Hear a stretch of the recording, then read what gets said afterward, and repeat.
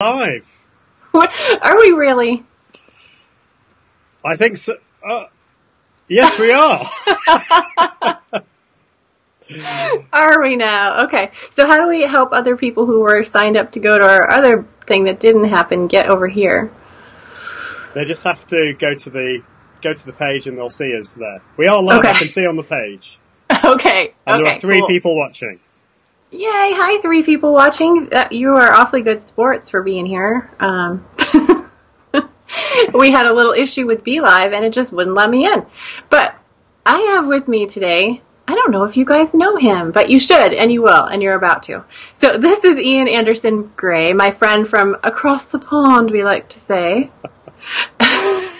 He is of Seriously Social, and he's very well known for analyzing tools and helping people choose the right tools and helping people get comfortable on live video. So before we came on this second time for real, Ian says, just breathe, just relax, it's okay, this is live video. So I felt like I was getting a little coaching session from Ian. So, I think probably some of our watchers are wondering, do I want to try live video? And now they're wondering, watching me, maybe not. But tell us a little bit about what you do as we're getting settled in here, Ian.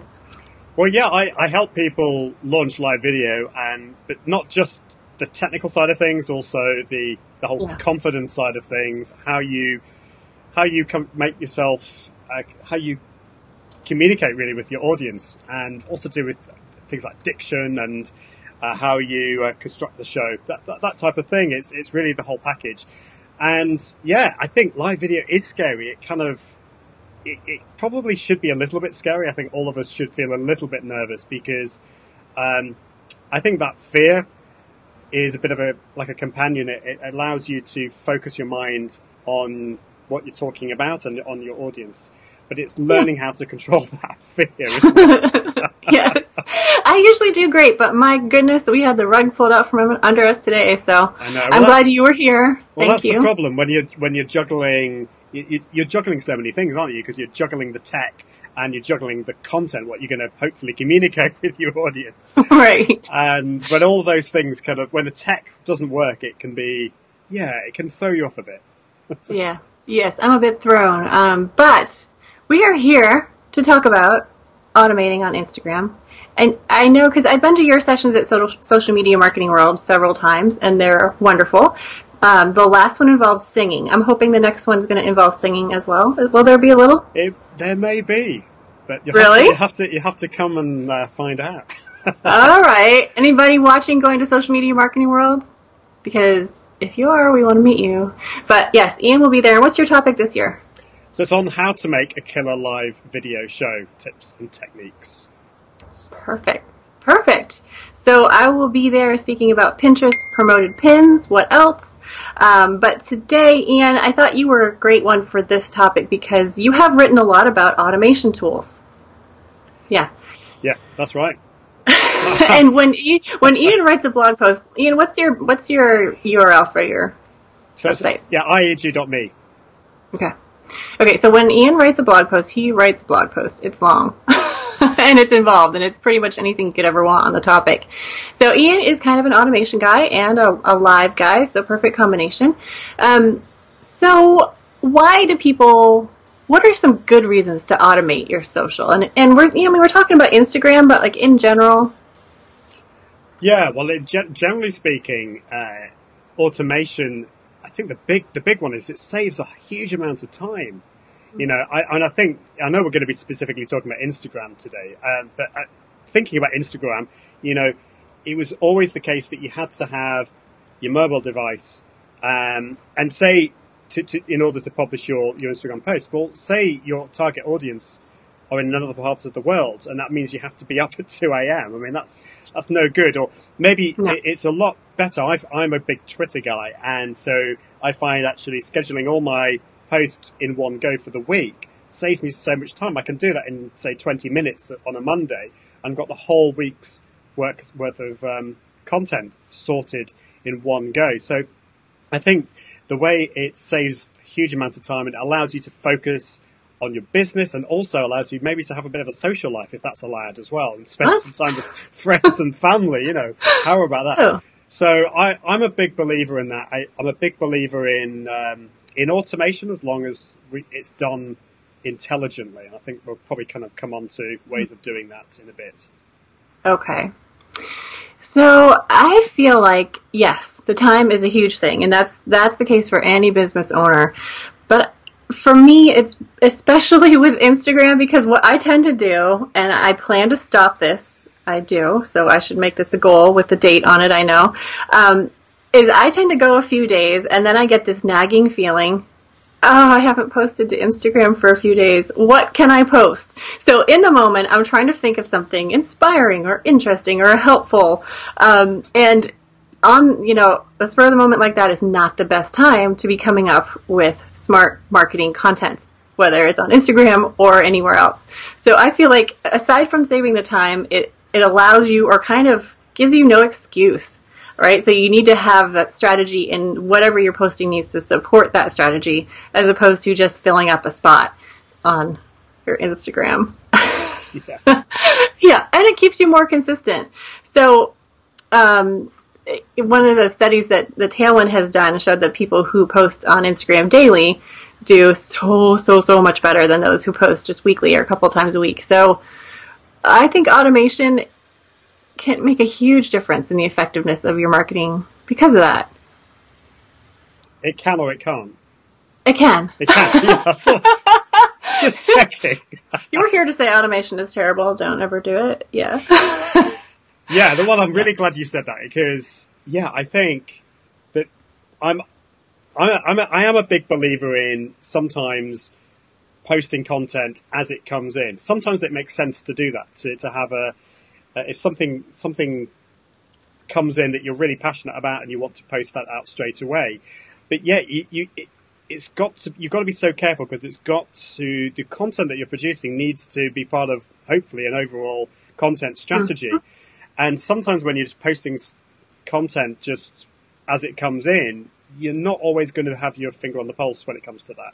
So making sure that you're scheduling all that content in one go, you're thinking about it as this ongoing content strategy, makes so much more sense, I think, because you're going to make sure that you're posting the right kind of content. And you're also going to think about, well, maybe like Monday afternoons, people need a bit of cheering up. So maybe that's going to be a humorous post then. And then maybe Wednesday morning is going to be this. And then you can look at the analytics and see whether you are thinking right. The problem is, if you just like post every now and again, just without scheduling it, then you're kind of not really taking into account the data. So I think there's definitely that side of things to think about as well. I noticed, I think in the last update, I got some new analytics on my Instagram posts. So now I can look at each post and see like how it was saved.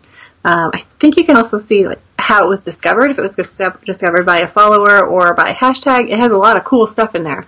So yeah, the more you post, the more you can learn about your audience. I was surprised to see that the majority of my followers are local to me, which is kind of cool. And I was a little. I think I have 43% of my followers are men, 57 women, which also kind of interesting sorts of things to figure out. But yeah, the more you post, the better your data is going to be. Absolutely. No, that's really important. Just to let you know, Elisa, we've got over 30 people watching. We've got some comments coming in, and I know because of our technical problems. Shall I just kind of mention some of the people's questions? Is that okay? Because Adam has mentioned, sorry to interrupt, but when can we start asking questions? Oh, please. So ask away. It's just that Elisa is going to be delayed in watching the questions, so I'll do that. I'll ask the questions. And also so Cindy says, I'm glad you guys finally made it. So thank you for that. Sorry, Cindy. Thanks for waiting. And Jordan says, totally agree. Smart automations for the win, which is cool. And so, Adam, the question is, how can you see analytics on Tailwind? Yes. So if you have an Instagram account or a Pinterest account, but we're talking Instagram, they are right in your dashboard. So you're going to see things like your engagement rate. You're going to see how your posts are performing. That's probably my favorite part of the analytics, is to look at what kind of posts are doing well. You can see which ones are doing well if you sort by the filter type you use, the content type it is, and I do like to look at those. It's a little harder to look on your phone. I like to have a dashboard option as well. I'm glad you said that. I'm a desktop man. Yeah, because at desktop I'm at work. When I'm done, anything I do on my phone, I want it to be just relaxing time. And isn't that one of the things that brings joy to my heart with this new Instagram posting? Yes. Because I know some people just think that you should only be able to post from your mobile device, but I'm sorry, I just love the ability now that I can design my images on my desktop and I can publish them to Instagram. I'm very excited about that. Me too. And so that was why this topic was especially timely, because now we have another way to automate our Instagram marketing. So before, of course, it was get a notification on your phone, it's time to post it. And I don't know about you, but I miss those a lot. I'd be doing something else and realize, I hadn't posted, and the notification was way down the list, and by that, it was too late by then. So this is super, super helpful, especially if you are managing multiple accounts. So if you have clients who use Instagram, you want to be using AutoPost. Now, it's funny, we have kind of a mix. Some people prefer to get the notifications because they like to be on Instagram when their post goes live so that they can engage. But I feel like usually as soon as my post goes live, I start getting notifications of engagement. So that right there reminds me to go and post, right? So Tailwind can notify you when it goes live. Is that what you're saying? But no. What I'm saying is that when Tailwind automatically posts my image to Instagram, pretty much right away somebody's going to like it. Yeah. So I get that so-and-so liked your Instagram, so then I go check on it and engage then. That's great. You see, I have switched my notifications off on most of my apps because I just was finding that I was being notified all the time, all these pings going off, and I found my productivity went down a huge amount. So, but if I know when my Instagram post is going to be going live, I can then go on there and make sure that I am engaging. So it's just taking use of my time, really. I guess so. Yeah, I know I wouldn't remember, but I always have the sound off on my phone, which is why I never answer it. So it's kind of like when I'm ready to deal with it, then I can go and look. So it's not super distracting, but I am reminded to go on there and engage because there is such a thing as too much automation. But I just want to cover just a few of the things that we've been seeing since we released AutoPost earlier this week, which is super exciting. We're one of the first because you had to be a partner in order to get access to this new API that would let you AutoPost. So hashtag discovery works, right? So if you post and you use hashtags, you are just as likely to show up in the hashtag feed as you were before, which is cool. You can tag people like @mention. There's still some limitations because of the API, like you can't add locations, you can't do videos or carousel posts, but there's so much you can do. And one of the things that's kind of exciting that we're looking into are more and deeper analytics that Instagram is making available to third-party tools. So more of that should be coming. Yeah. So that's exciting. That is exciting. And I played around with it this morning, and I just love the hashtag feature where it's just, and that's going to be so cool with the auto posting. So tell me, posting, so tell me, Ian's talking about hashtag finder. So I don't know about everybody else, but I used to just hate coming up with the hashtags because it felt very random. And this actually looks at hashtags and how often they're used and suggests to you good hashtags to use. So you want kind of a mix of the competitive ones, which everybody's using, and the niche ones, which don't get a lot of exposure, but they also don't have competition. And then you have the really good ones that you want to do mostly. And then if you find ones that work, you can make a list and just pop them in there, and it's great. Something interesting about the way Instagram set the parameters for these auto posts is that if you try to auto post an image that is straight from your camera roll, all right, so it's kind of tall and narrow, it won't go.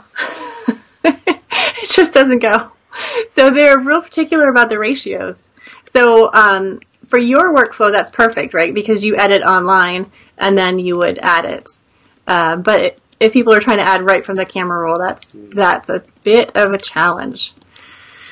So automation, good, because it makes us consistent, makes us smarter marketers, more effective, and it saves time.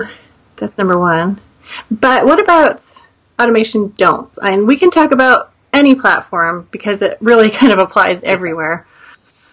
There's loads on that. And we've got some more questions. Do you want me to... Oh, no, go questions and then we'll move on to don'ts. I don't want people to feel like we're ignoring them. No. So Gwen had to go, but she said she'll definitely watch the video. Okay. She's got another appointment. But, so Kelly Page asks, I've noticed we have to pre-crop to the appropriate size. Will that be changing to take one last step? That would be great. It would be wonderful if the ratios were a bit expanded, but that's not up to us. So for now, we'll have to have you crop it and then put it in there. And I like Canva because they have these templates that are, and Square is always going to be a good bet on Instagram anyway. So I just go in there and drop it in the Square template and go.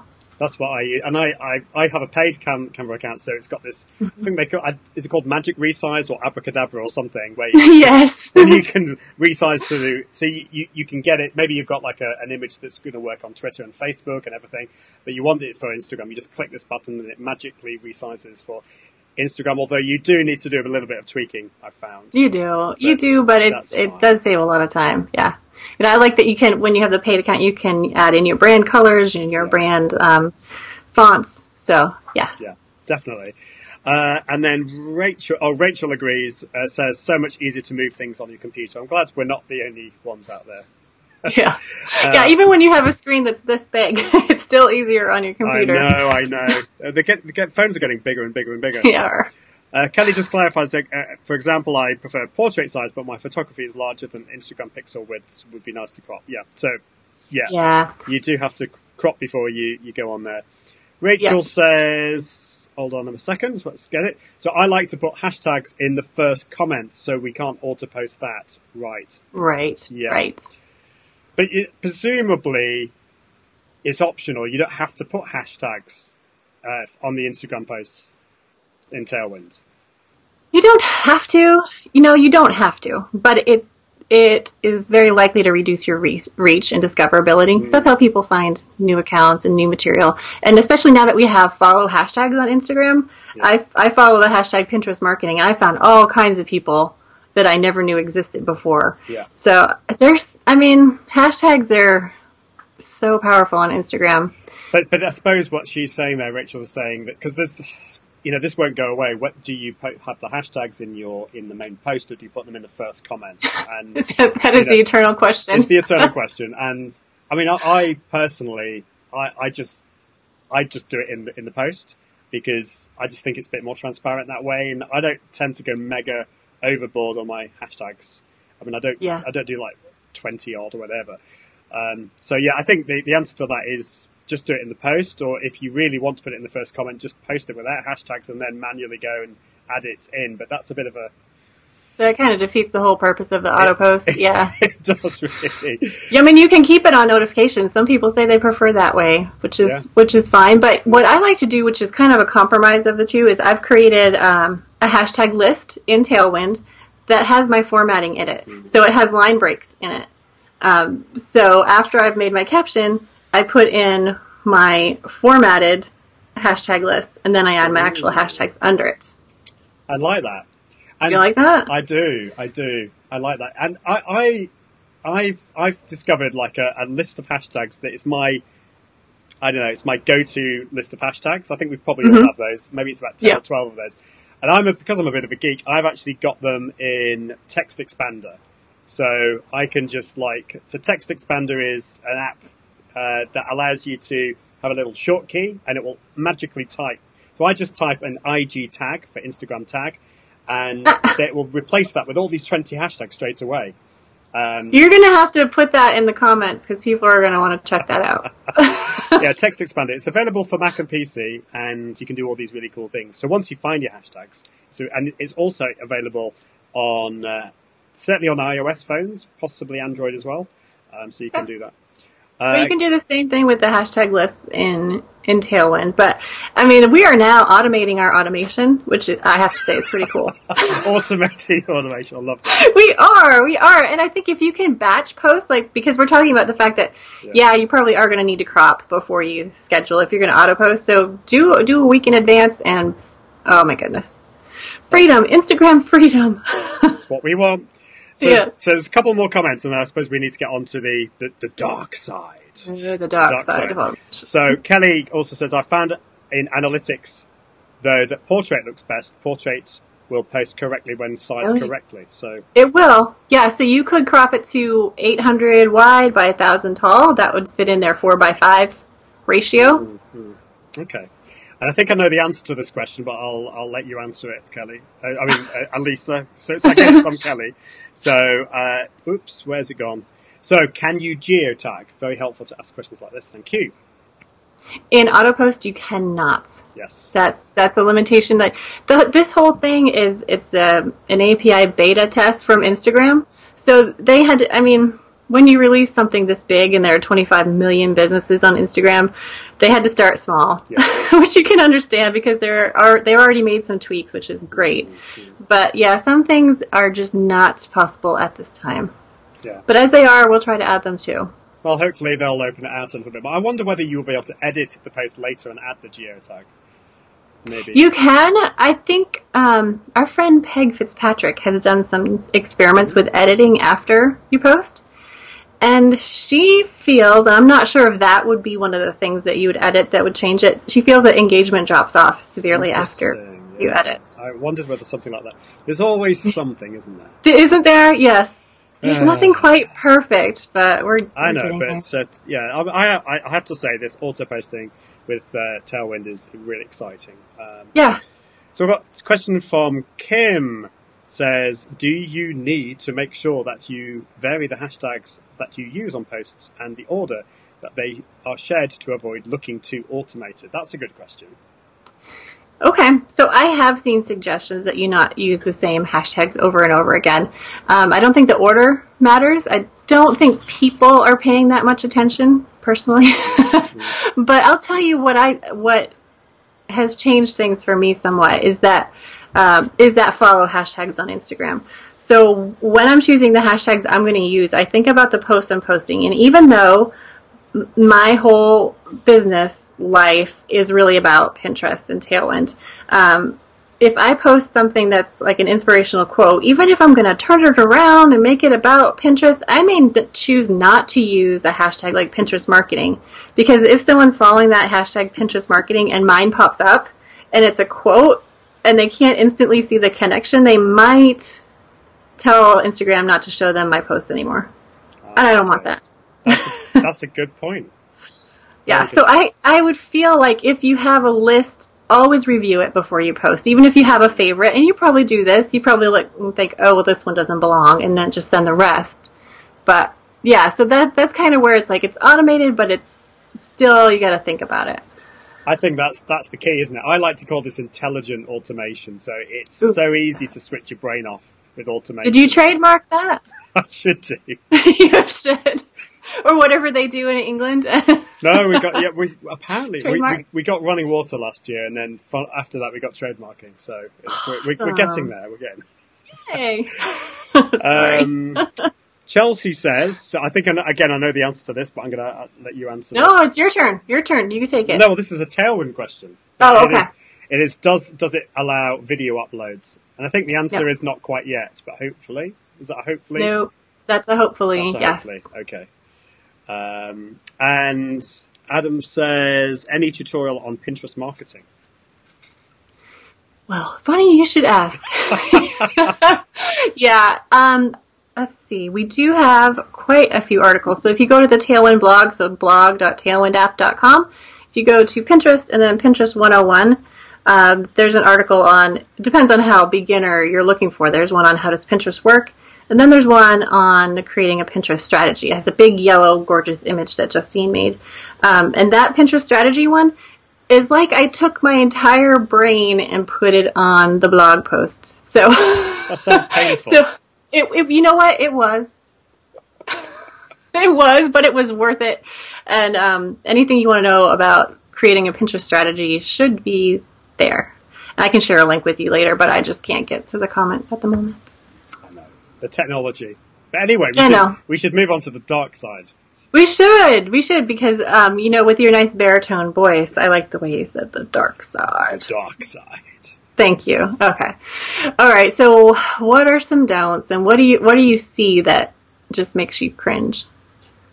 Well, first of all, I wanted to say I kind of understand where people go with the dark side, because there is this slippery slope, I like to call it. You can start off with thinking, do you know what? It would be a really cool idea if I did this.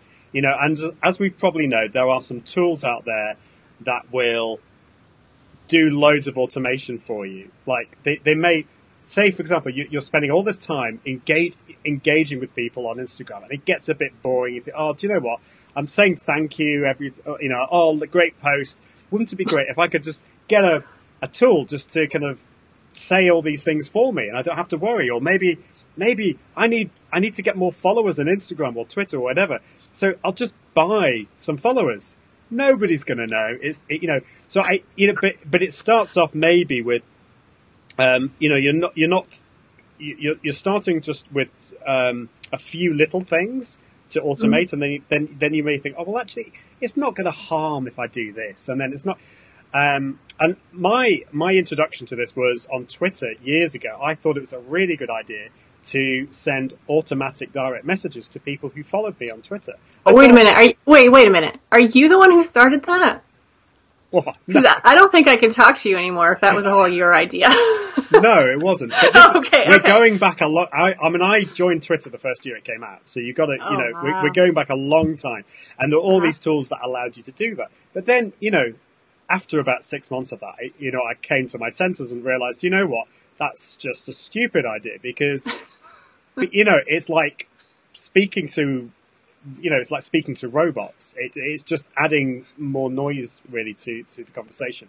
So what I'm trying to say is, before we point the finger and call everyone who does these automation techniques, in a bad way, evil, I think we just need to realize that it is a slippery slope, and we can, if we're not too careful, fall into some of these traps. So, yeah, I think some of these automation techniques, such as just responding with 1 or 2 or 3 words randomly in your Instagram feed, is just a big no-no. It's just seen as spammy. I'm sure we've all had this. You get a notification to say, oh, I've got a comment on my post, and you go, and it's like, oh, great feed or something. And it's, oh, thank you Delete. For that. You've brightened up my day with this. Yeah, I'm being sarcastic, but yes, with this heartfelt comment. Yeah. So yeah, I think things like that. I think basically automation. My view on this is, if you are automating in terms of posting content in an intelligent way, that's great. That makes total sense. Mm-hmm. But if you're automating engagement, I think that's never a good thing. I just, because people expect to be speaking with another human being. They don't expect to speak with a robot.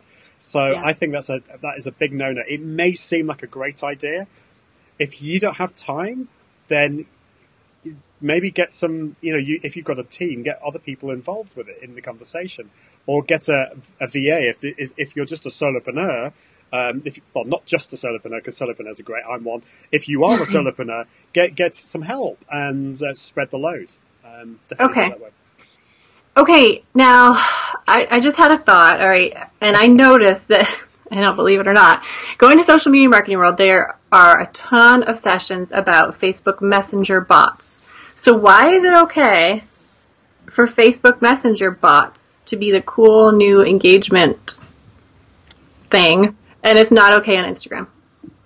Well, that's a really, really good question. But I think with Facebook Messenger bots, I think it's important to not fake it as you actually talking with people. I think it needs to be obvious that this is a bot, because I think people are okay with that. If you're saying, and if the bot is actually giving some use. So if, for example, if you want to know when a shop opens or when the cinema opens or whatever, then a bot can help you with that, with those simple questions, or so that's fine. That's fine. And as long as you also give a way to bypass the bot and speak to a real person. It's kind of like when you phone the company up and you get the automated, press 1 to press 2 for this. It's, you want to press 3 to go to a real person. But on Instagram, there's no such thing as bots yet, in the same sense as we have on Facebook. But we've got all the bad bots that just add noise and we can't control.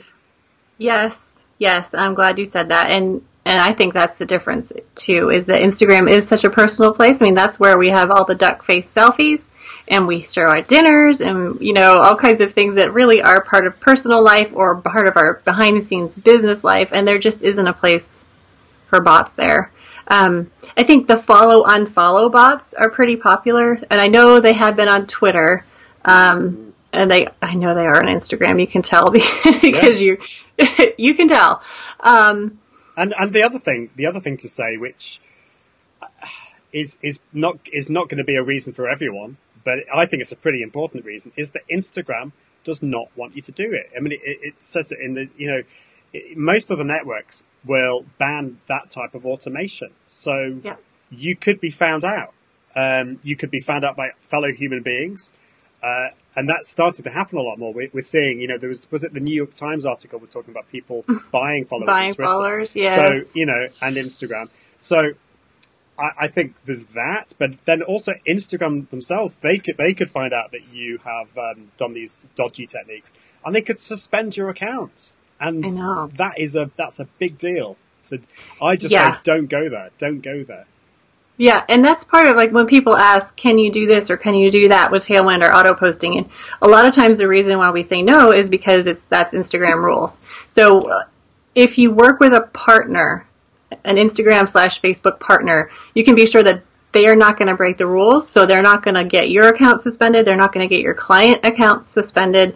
And I like having that. I mean, aside from the fact that I'm on the team, I like having that security that whatever is enabled is allowed.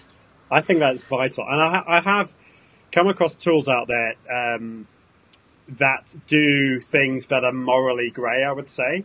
And they have a lot of people that love the tool because they allow you to do things that other tools don't do. But I just don't go there because the fact of the matter is that I could find that my Twitter account was suspended.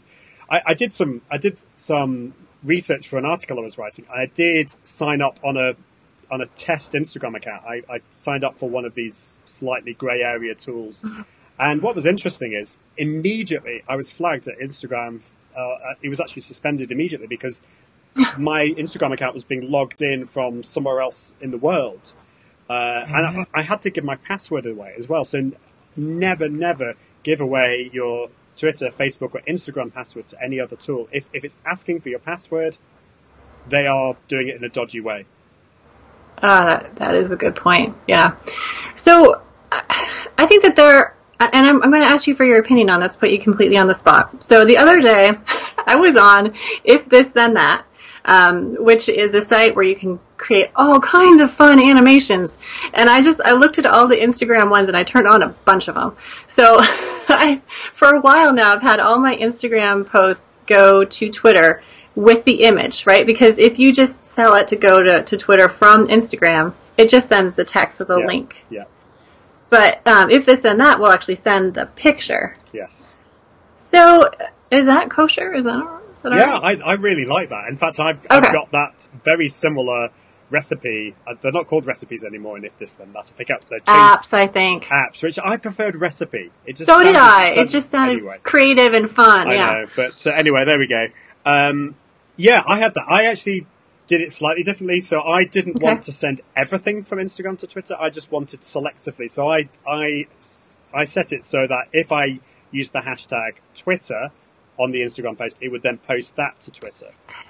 Just because I didn't want everything necessarily to go, because I use my account I kind of share some more personal as well as business. I kind of like to mix it. And so I think that can work. It depends on your strategy. So little automations like that make a lot of sense, but do remember that you got it switched on. And so I kind of like to have it selected so that so it's not everything, because what if something, and this is for example, the same with scheduling posts. What if there's like a world event that happens? We've had this when a disaster in a part of the world happens, and you're continually posting all this stuff out, and it may not be appropriate for you to be posting that content at the time of this disaster happening. We've heard of some horror stories of that happening. So you've got to remember, when you have all these automations up, you've got to remember how to switch them off and what's going on. Should I want to make a confession. Go on. I had turned on to share all my Instagrams to my Facebook page, my business page. And I went on there once and I thought, what are these pictures of my friends' kids doing on my business page on Facebook? Oh, I felt really, really dumb. So I had to delete all those. So I went and did something similar to you with If This Then That. I said, any Instagram post with the hashtag Pinterest marketing, send that to my Facebook page. Okay. But everything else, yeah, because you're right. And then it's like, it depends on how long ago you set it up. You wonder, where did I do that? How do I turn it off? I know. I mean, and I do that probably on a relatively regular basis, because I think those of us in this space, we like to mess around with the tools, don't we? So, Kelly's asking a question. Sorry, I just wanted to ask you, do you foresee automating Insta stories? Now, that would be cool. The API is not out for that yet, but right. But cool. I think that's the next step. Yeah. Oh, I hope so. I love Instagram stories. You know what though? They have made that easier in that now you can choose any video off of your camera roll. So it used to be it was only within the last 24 hours. So that is so helpful. If you have a team, you can have a whole bunch of people contributing and just sending you files you can use whenever you want to. And there's loads of other apps out there that can help. There's things like Cut Story is one where you can take a longer video and cut it into 15-second chunks. Oh. And there's other ones like Insta Size and all these things. It's quite cool. So, definitely. And Gypsy Level says, how many hashtags are optimal through Tailwind for both Pinterest and Instagram? Oh, those are totally different. David Test, he did a study on it, and I want to say it was either 7 or 9. Oh, I should really know this. And I've seen different numbers. I've seen anywhere between 7 and 11 as being ideal. And some people really feel like 30, the max, is the best. But that can just look kind of funny to me. Spammy? It's spammy? Yeah. So what do you think as far as number? You mentioned that you don't use them all. No, well, I kind of, it depends on the post. I mean, sometimes I'm very lazy and I'll have maybe 3 or 4. Yeah. And actually, to be honest, it's because I just don't have the time. I'm posting it as I'm rushing out the door. Yeah. So exactly. I think, to be honest, now that this direct posting is available, I'm going to be probably upping my number of hashtags. It's more to do with the time that it takes to produce these. But I think it starts to look really crowded if you have like over 12 or 14 of these. So I agree. I wouldn't go much higher than that. Yeah, and Pinterest said fewer than 20, but again, trying to find 20 relevant keywords is kind of a stretch. So I stick with just a couple. Okay. Maybe 5. Yeah. That's good to know. Cool. So, was I going to ask you? Oh, so do you keep track of all your automation somewhere? Well, I've done a bit of a cull, and I don't have as many automations going on as I used to. Most of the automations are not to do with posting content. It's more to do with, for example, reminders or archiving content. So there's actually, I only use a couple of different tools for automation, and they just kind of, I'm in control of them. They're kind of what I would call semi-automation. So I have an automation that will send content that I really like in Feedly. So that's where I consume a lot of content in Feedly. And then it will post that to Twitter, for example. And so when I save an article for later, that gets posted to Twitter. So I'm in full control over that. And then there's other tools. I used to use tools like Edgar, but I kind of, I've stopped doing that because I found that I was just endlessly recycling this content forevermore and forgetting about it. I think I will restart it, but I'm going to have a much more cohesive strategy, I think. And I need to be much more on the ball in terms of knowing what's going to go out. So I think almost having like a weekly meeting with myself, just looking what of the content that's going to be scheduled out over the coming week, and just make sure everything's working well. I love that. Okay, so after we finish up, I will come back in with some links for you. And do we have any more questions, or is that it? No, I think that's it. We've just got to thank. Gypsy said thank you, so I think we answered. I think yes. And is that you that's just posted posts containing 9 hashtags performing best? Read more here. Oh, that wasn't me. That must have been one of my friends at Tailwind. Thank you. 9. Oh, I'm in trouble. I didn't remember. You're sacked. I am not. Come out of here. Well, they know numbers aren't my thing. So, but I thank you for being here, Ian. Yeah, it's a pleasure. It's a pleasure. I'm glad we got it sorted in the end. Yes, you rescued me. Thank you very, very much. So just remember, Intelligent Automation, trademark Ian Anderson Gray, 2018. And you can't go wrong with that. So thank you, everybody, for being here. And remember to check out Ian at iag.me and the Tailwind blog at blog.tailwindapp.com. Thanks again. Thanks. Bye.